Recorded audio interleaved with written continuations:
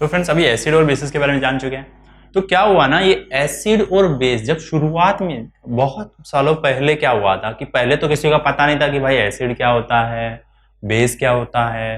तो क्या हुआ था ना, कुछ साइंटिस्ट जो हमारे एशियन साइंटिस्ट जो थे उन्होंने क्या किया कि इनके बारे में थोड़ी अपनी रिसर्च की, अपनी कुछ थ्योरीज जो है वो डाल दी कि भाई हम एसिड किसको बोलेंगे, बेस किसको बोलेंगे। ये बिल्कुल वैसे ही है जैसे गैलीलियो ने पहले मून देख के बोला था कि मून जैसी कोई चीज होती है, हमारा अर्थ एक अलग चीज है, सन एक अलग चीज है।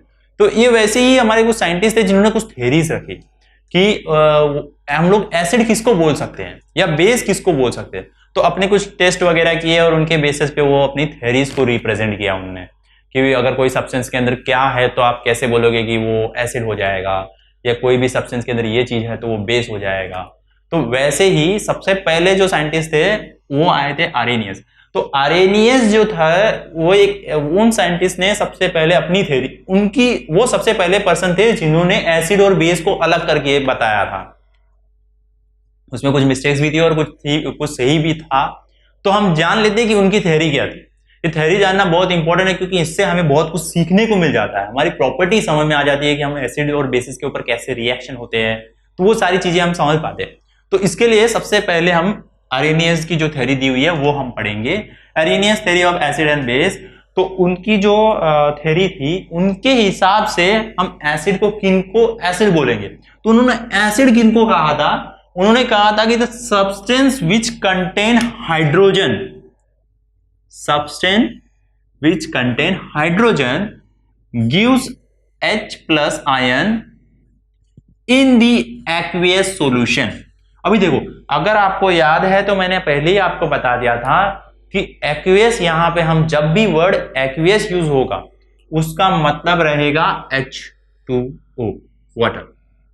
सो ये हमारा सबसे पहले सेंटेंस में उन्होंने क्या दिया, सब्सटेंस, कोई भी सब्सटेंस यानी कोई भी मैटर सब्सटेंस जो भी हमारे पास केमिकल रिएक्शन के लिए हम लोग रिएक्टेंट यूज करेंगे, या कोई भी ऐसी चीज जिसके अंदर हाइड्रोजन यानी H अवेलेबल रहेगा, हाइड्रोजन रहेगा, और जब हम लोग उसको वाटर में डालेंगे यानी पानी में जब आप ऐड करोगे या वाटर के साथ में रिएक्शन करोगे, वाटर में जब रिएक्शन करोगे तो वो H प्लस आयन देगा, मतलब वो हाइड्रोजन कटायन देगा, H प्लस वाला साइन वाला आयन हमें देगा एक्वियस सॉल्यूशन के अंदर, तो वो हमारा एसिड हो।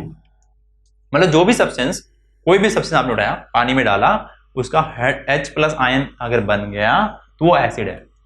उन्होंने बोल दिया था, एकदम सिंपल कर दिया था कि भाई जिसके अंदर भी H अवेलेबल रहा, जिसके अंदर भी हाइड्रोजन और H प्लस आयन दे रहा है वही एसिड है, ऐसा उन्होंने बोल दिया था। तो एग्जाम्पल के तौर पे ले लो HCl, एक्वियस में आपने डाला H, एक्वियस के अंदर आपको क्या दे रहा है, देखो एक्वियस के अंदर H प्लस आयन दे रहा है, Cl माइनस दे रहा है। तो अगर फ्रेंड्स अगर एक्चुअली हम लोग ये देखें ना तो ये रिएक्शंस ऐसे नहीं आता है। मैं आपको बता देता हूं ये कैसे है। ये देखो, ये जो है ना रिएक्शन, इसके अंदर HCl है, तो सबसे पहले क्या होगा, आपने वहां पे वाटर यूज किया है, ठीक है ना, वाटर मतलब H2O मॉलिक्यूल है ना।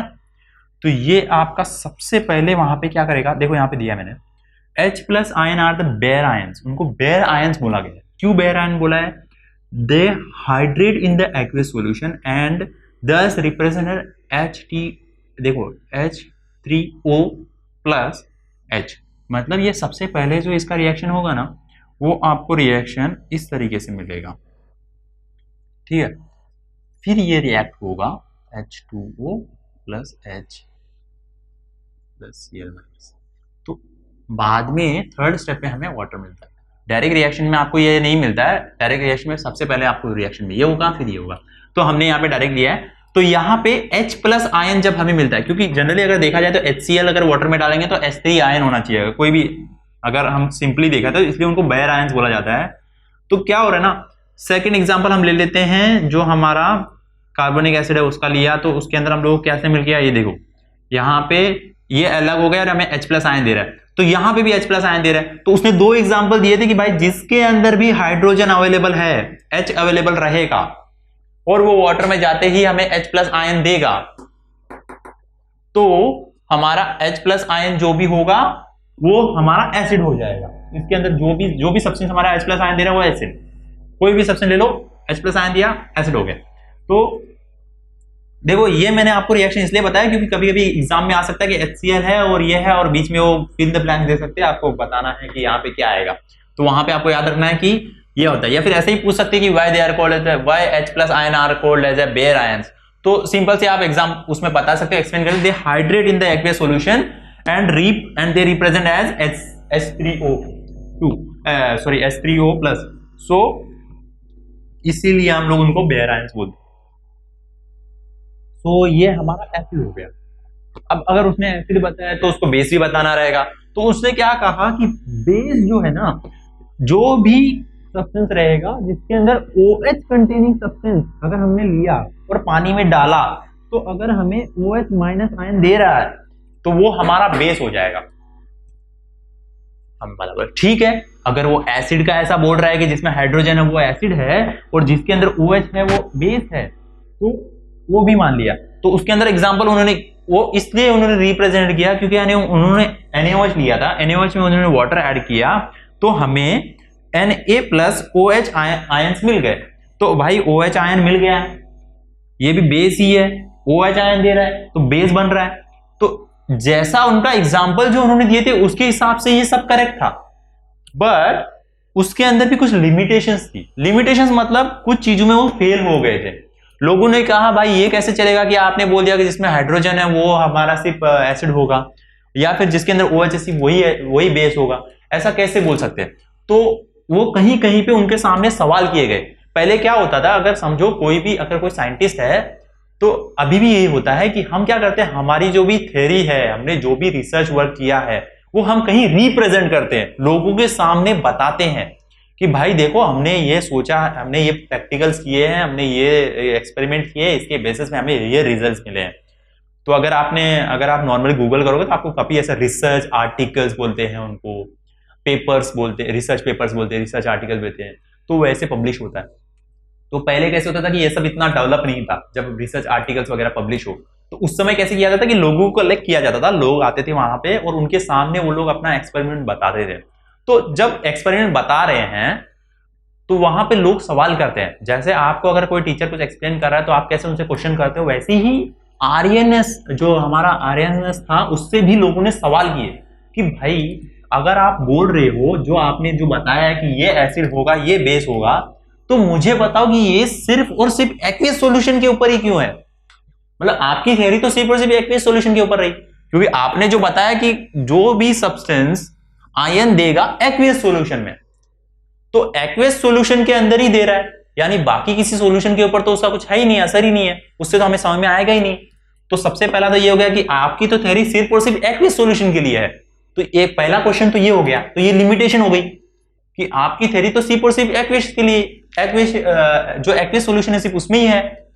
सेकंड सवाल क्या था कि आपने तो एक्सप्लेन नहीं किया acid nature of the substance do not have H ions.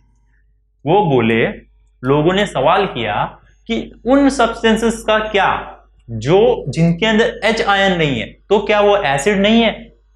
जैसे कि CuSO4, FeSO4, SOCO। अभी देखा जाए तो ये सभी एसिड ही की नेचर है, लेकिन इनमें तो H आयन नहीं है, इसका मतलब क्या वो एसिड नहीं है, ठीक है ना। क्योंकि इनकी सारी प्रॉपर्टीज जो है ये भी अगर इसको डिकम्पोज करते हैं तो वो H हाइड्रोजन जब भी उसको मेटल से रिएक्ट करते हैं तो हाइड्रोजन लिबरेट कर रहा है, या फिर अगर उसको डिकम्पोज करते तो CO2 रिलीज कर रहा है। सो क्या ये एसिड नहीं है क्या, इनका भी टेस्ट और आता है।